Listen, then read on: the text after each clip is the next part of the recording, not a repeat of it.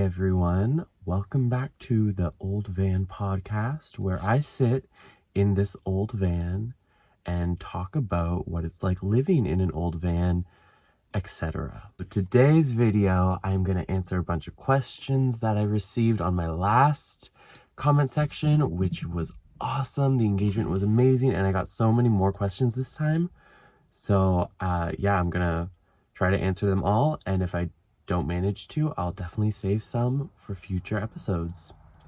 So today I'm parked by a highway, actually like right in the middle of the mountain pass between Tofino and Port Alberni. Yeah, lots of cars speeding by, coming down mountains. Sorry about that. Also in this video, I decided I'm going to add, like, after the questions, a little bit of story time of the moments I've received the knock on my van, because I have so many experiences where people have knocked on my van, and I'm literally going to try to list every single time that it's ever happened. Some are worse than others, definitely. Over the past couple years, I've managed to write down 10 pretty that just came to mind. So are you guys enjoying a beverage while watching this? I'm curious, let me know. I am drinking coffee, and I spilt it a little bit over everything. My bad. The past few days for me have been pretty pleasant. Just driving through the mountains really slowly, stopping at a lot of the rest stops, and just really taking my time with it. It's cool how the weather just changes so much between mountains and over mountains and near the coast and all that, because a little while ago I was experiencing so much snow, feet and feet of snow. There were some frozen lakes and it was much colder, and now it's all green and lush and warm again, despite what my breath is telling you. Literally telling you with words. My breath is giving me away that it might be a little bit chilly in my van. Which brings me into our first question. From Boho Blue Van: I see your breath, which tells me it's cold in your van. How are you managing in a cold winter? I have learned a lot of tricks, and it's definitely a learning experience as I go. There's so many little things that I could tell you that I do to stay warm, and in my videos, in daily vlogs and stuff, I pretty much go through it. It is trickier for sure. It's trickier, but also it's like not as tricky. It's a little bit lazier because I don't have to refill on propane. Well, I do have a Mr. Buddy propane heater, but I don't use it that often. So I don't have to refill like my diesel tank, or I don't have to worry about repairing it and stuff like that. Like, the more things that you have in the van, the more things you have in life in general, the more opportunity things could go wrong. And that's not really what's stopping me from upgrading my heating in my van, but I'm okay with it for now. And it's especially fine right now because the reason I came to BC was for the warm, temperate, and short winter, because I've done it in Ontario, in Toronto, and it was bitter. It was bitter cold, and yeah. So I gotta insulate this van too, because it's just a thin piece of fiberglass. Yeah. Tea, coffee a lot, keeps me warm. A nice hot meal in the morning, porridge, usually fell into the routine. Keeping all my windows covered with Reflectix, keep some heat air in. I use a hot water bottle to keep warm. I have my Mr. Buddy propane heater for moments that I need warmth, or if I need to dry some clothes or warm something up like that. I've actually used my Mr. Buddy heater to unthaw my windshield from being super frozen. And yeah, I've done that a few times because there's actually no heating in the front of my van either. So when I start driving, it doesn't actually heat up. It actually gets pretty cold, which is another reason why I don't like to drive for too long, because I just get too cold. But yeah, my life without heating, life with feeling that bitter temperature of outdoors. It's not too bad. The next question is going to be from Charfam5. Love the name. Hello, Stephen. Just wondering if you could get a replacement door part from a car salvage yard. Yeah, because in my last video, I was talking about how the hinge or something is wrong with my back doors, so it's really tricky to open and close sometimes, so I just avoid using them. But that's a great idea. I did reply in this comment, and yes, I definitely want to visit some salvage yards. I used to do that so much when I was younger, and it was such a fun, happy place. When I was a kid, I used to go with my dad and used to collect all the crazy, it was probably a filthy thing to do, but whatever. I collected all of the change that I found in cars, and I remember going home with like dollars and dollars of money, the coins on coins, and such interesting coins too, mostly rusted and dirty. But it was such a fun experience, and yeah, I definitely love to start stopping. I feel like I say that a lot, start stopping at car salvage yards and see if they have similar models to mine. I could also use a door handle, and there's a mechanism in my right door that could use an upgrade. The window thing doesn't go up or down, so that would be a great upgrade. And just looking at what they have, I could definitely replace some stuff. If I ever find a van that has like the same sink as mine, because I've noticed some of them do, they come with this like cork wooden thing that you put over top of it while you're not using it. And that could use an upgrade. I've kind of had to repair that in certain ways. So that would be an upgrade too. Like so many things are coming to mind. And I bet if I went to car salvage yards, I would be inspired by different builds and seeing it and stuff. So that could definitely be a fun culture as long as I'm not bothering anyone too much. Fun culture to get into. Fun hobby for sure. You had a second question, Fam5. Do you prefer cooking on a camp stove or a campfire? I have so much experience cooking on a camp stove and I love it. It's my daily thing. And have I ever cooked on a campfire before? Besides s'mores and maybe a hot dog and maybe some corn once, those were all very awesome, memorable experiences, and I would love to do it more often. But usually that's socially when I'm with people, and I have not cooked on a campfire on the regular. So I know the taste of a campfire. Like the slower you cook things, the better it tastes. And campfires are like pretty slow at cooking things and just taste so good after the smoky taste. I also just bought a very Flossie-esque campfire bin, a birdseed tin that I'm going to turn into a fire bucket. So maybe I can start cooking on that when I'm like out in wilderness. That would be amazing. Thank you so much for both of your questions. That was awesome. Eva Pierce says, I really have enjoyed these last two podcasts. It's a wonderful way to get to know you. I think you're doing a great job just being yourself. I think the van takes a lot of courage and ingenuity, emotional strength. Wow, you were too kind. That's so nice of you to say. My question is, does your family support you in this? Do you have any type of roadside insurance in case of a breakdown? Thank you for your questions. I love all these questions. It's so fun. I have insurance. I also have CAA, which will tow me a certain distance. So yeah, I do have those two security things. Liability insurance only. That's all they would sell me, not because this vehicle is too old. Basic insurance and CAA is doing the trick so far. Haven't had any issues yet, but here's hoping. We're doing good. My question is, does your family support you in this? I don't know 100% exactly. Like, I guess I would have to ask them and see what they say. But in my perspective, at first, they did not. I kind of had to hide it for a little while and hide certain things about it along the way. But eventually, yeah, they definitely came around. Well, it's complicated because at first I was living in a Honda CR-V for a few months, just while I was getting a rent situation settled, and I kind of had to do that in secret. But because my dad really disapproved, my mom seemed a little bit more lenient, but at first they definitely both disapproved. They definitely discouraged buying the van. I did keep in contact with my dad while I was trying to buy it, and like, I don't know, just so I don't get swindled or anything.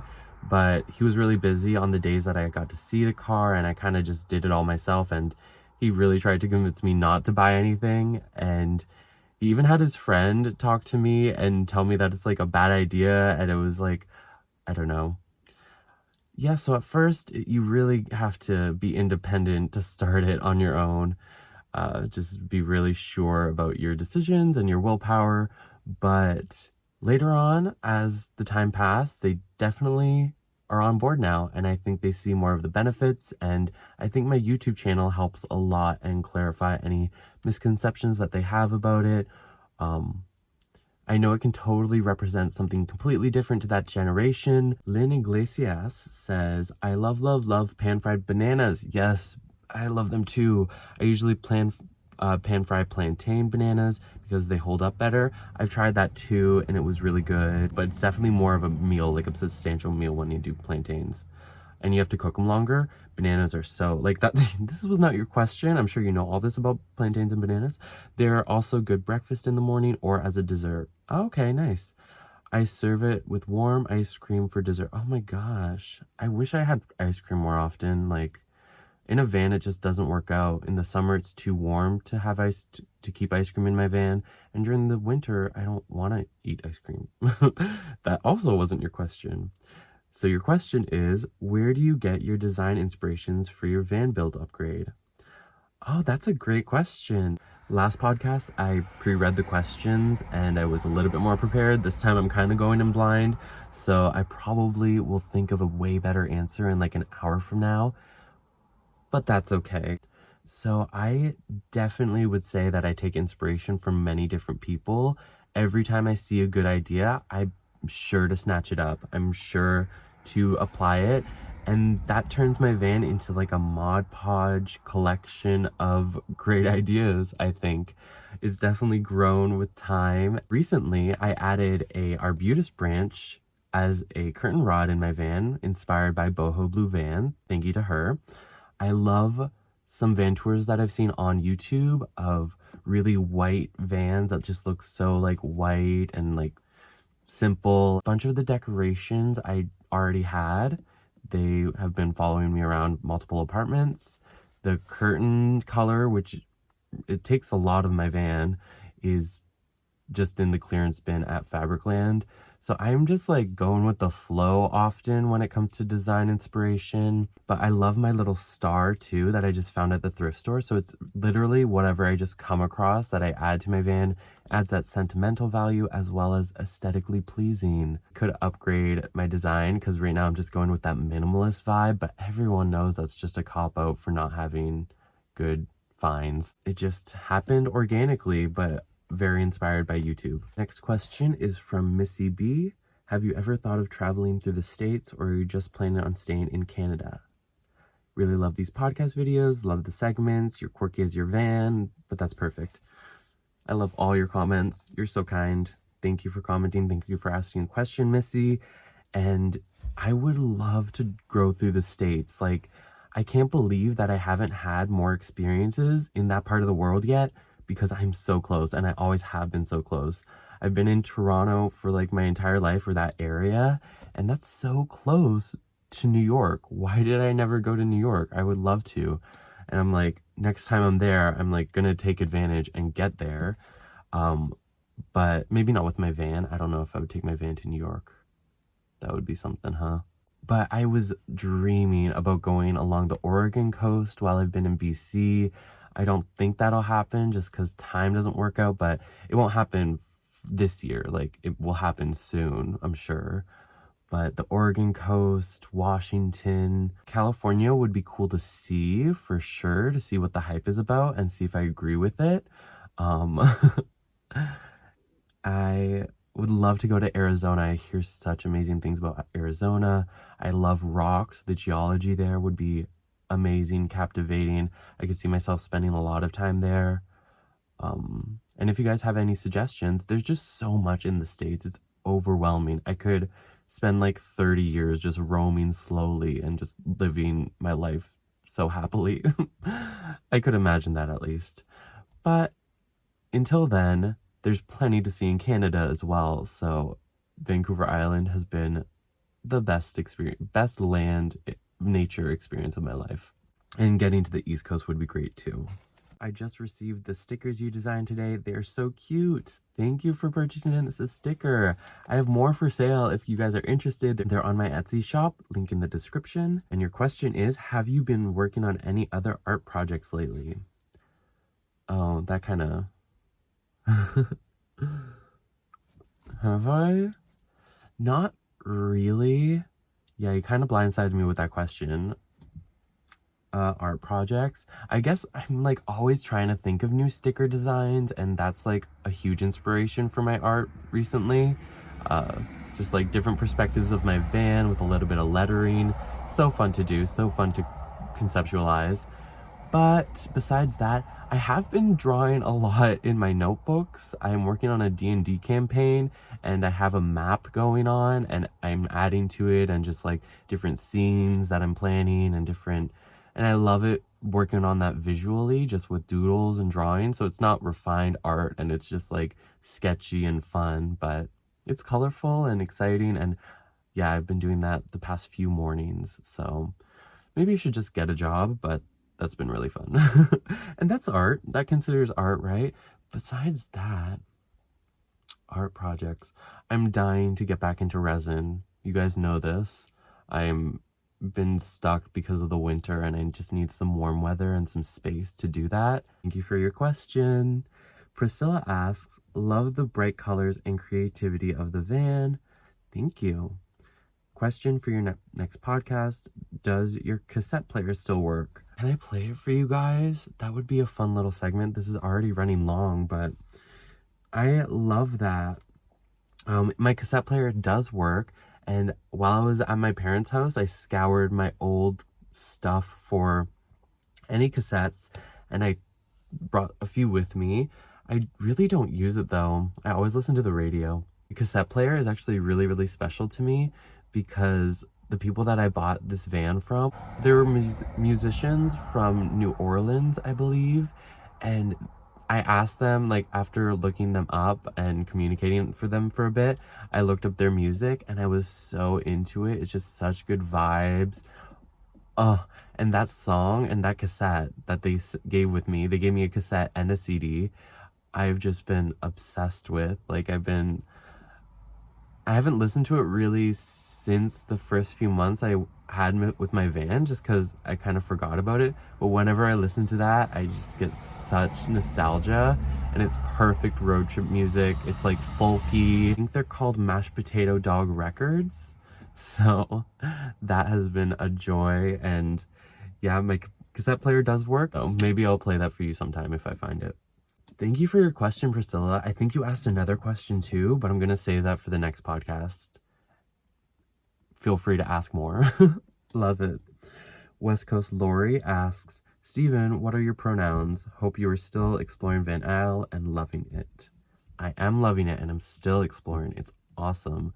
I actually just explored this little forest that I'm parked at. I'm parked at kind of a walking trailhead, but it's supposed to be closed right now because of the flooding. It really tore up the wooden pathway, and everything's rotting, and it was pretty bouncy walk for sure, but I've been exploring that, and it's really cool. The unique thing about this wood area is that it was really affected by the logging.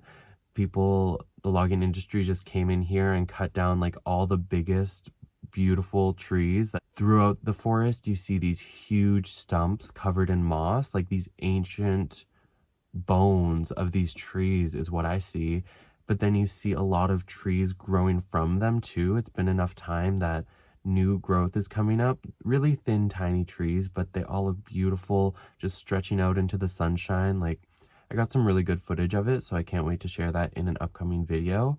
This forest is being used as a good example of just bringing attention and awareness to the logging problems that have gone on, and how they're trying to save an ecosystem by doing like little things about it. So you know what they actually did here? They took the biggest trees, of course, the nicest, oldest, tallest ones, because they're the most money, and then they cut down a lot of the medium-sized trees. They're pretty big, but they were just cutting them to get out of the way to make room for the big trees, and they just ditched hundreds and hundreds of logs in the river that's close by and throughout the forest floor and just kind of left them. And so when you walk through this forest, that's why they have a built pathway. It's much easier to walk along above all the rotting wood, and like it's just really soft land because of all that. Also, all those logs clogged up the river and killed a lot of salmon that used to breed here. And yeah, there's a bunch of signs throughout this walk that tell you about this stuff. That wasn't your question. How long did I go on about that? Sorry, guys. You had a question. What are your pronouns? So I prefer he, them. I think that defines me the best. If you're looking at define me a lot by my gender, I like he. I like that masculine energy, but the them I think is the all-inclusive. Everyone can call everyone them, and not everyone even has time to consider that part of themselves. It's just a thing that society pushes on you right away, immediately. So I like going non-binary and branching away from that, and I definitely get in touch with my feminine side sometimes, which is arguably the way more fun side. It is so good to embrace both sides of a person because it's all there. So why not? Thank you for your question. That's a really good question. And yeah, people should ask that question more often to like everyone, because once you ask that question, I kind of made a decision for myself. I never really even thought about it. I have other people in my life that are non-binary and are a huge inspiration. So there's construction down the highway quite like a little while on the Kennedy River or something. So every once in a while, tons of cars and trucks get let loose and they're like, y'all can go, and they're going. So I'm gonna wait a second for the traffic to die down a little bit.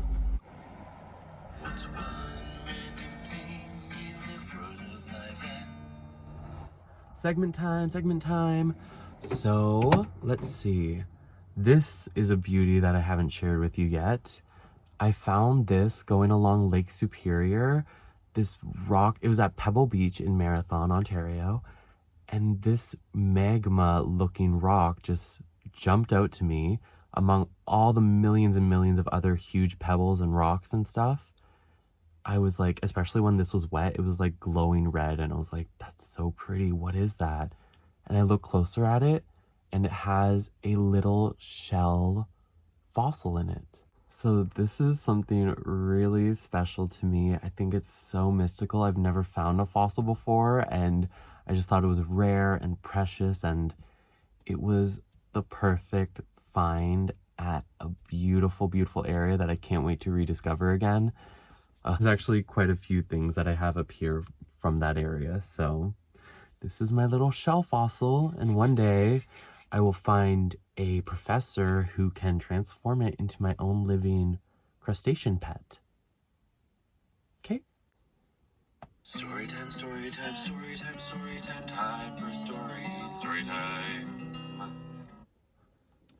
Okay, so getting into the Knox situations that I wrote down.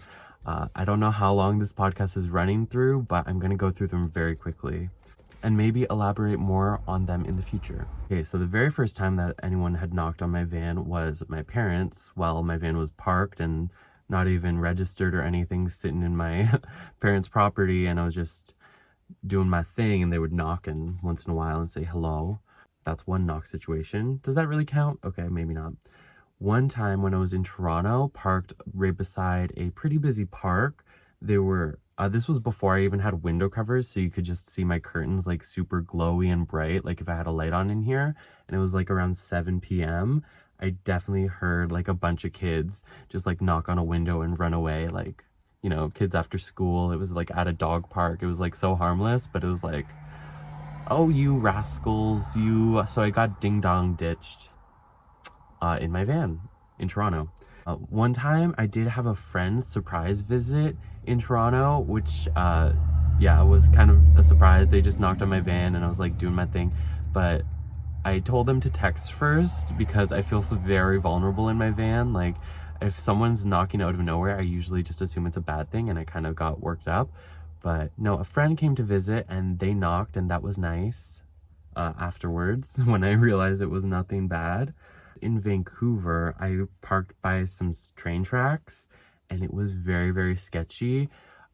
After a bunch of crazy things happened, this guy ended up knocking on my window and asking if he could rent my van from me to like live in. And I said no. I was like, sorry, I I'm using it. He also asked for a drink, so I like gave him a jug of water, but that was definitely probably the sketchiest time that I moved immediately. Like I got there, stayed an hour, that happened, left again. It was crazy. It was like really early in the morning too. A friendly local when I was just on Vancouver Island, halfway down near Cowichan Lake. It was while the winter week that we had here had a really intense impact, lots of snow, and I was kind of sheltered up in the woods and kind of out of service and in the middle of nowhere. And so yeah, these concerned locals knocked on my window one evening and they were like, we're really friendly around here, like, are you okay? And it was just like a really polite thing, and I was like really touched by that. I wish I was like in better spirits to have been like grateful for them to check, but I was just like, hi, like I literally couldn't even open the doors of my van at that point. It was all frozen shut, like layers of ice, and it would like I would need some sunshine and to work on it with my Mr. Buddy heater to get it open if I needed to leave for some reason, but I was sheltered up, covered in ice. It was probably a really weird look for the locals to see. And I just like popped my head in because he was at this window, and I was like, hey, yeah, I'm totally okay. Thank you so much for checking. Yeah, I'm totally fine. Yeah, I was just grateful he didn't ask me to leave or something because I was at a very vulnerable time for me during that really cold winter week in the middle of nowhere. It was fun. Like I turned it into a hiking nature, awesome times, but still very vulnerable. I did end up getting sick during that week too, and it was not fun. But that was a time that I used my hot water bottle like constantly. Like that was the thing, and it was great. Oh, a more serious one that happened was in Victoria on Vancouver Island.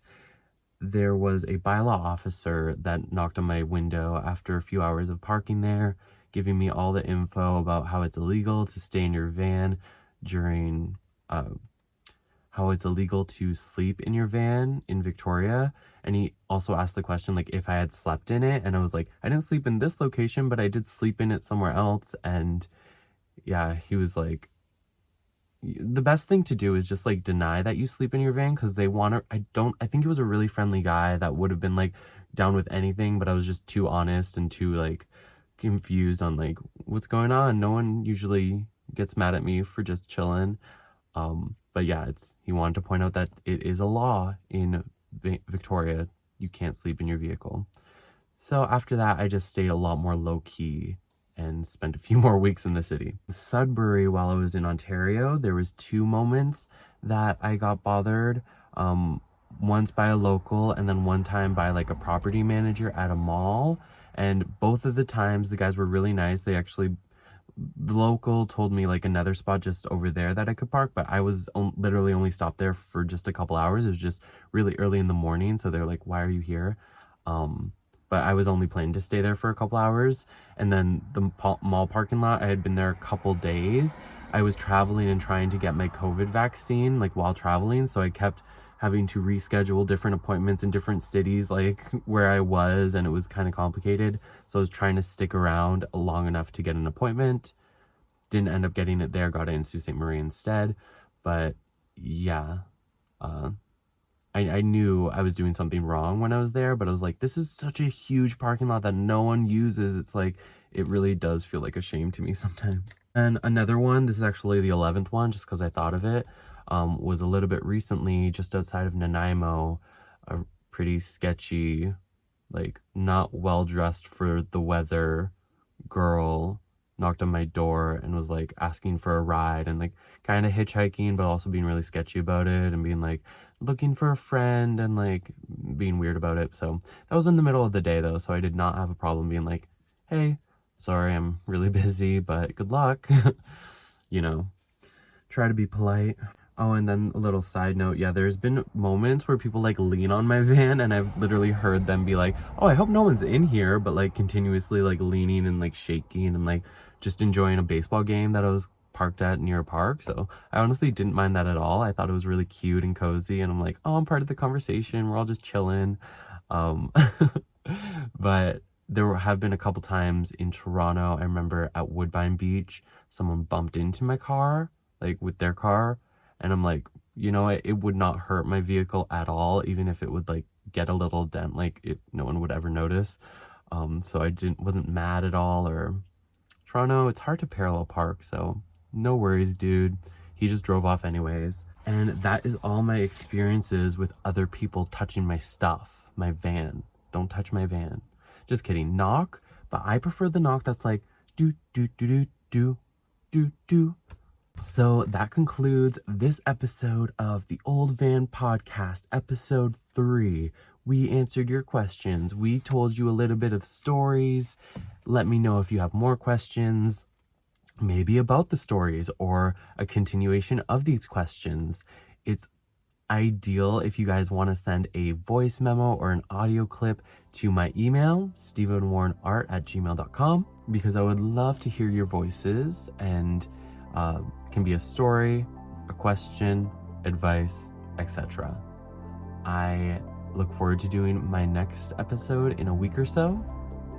I've been doing it week by week. I've been doing good, I think. So look forward to it. I wonder where I'll be. Okay, have a good one. Bye, guys.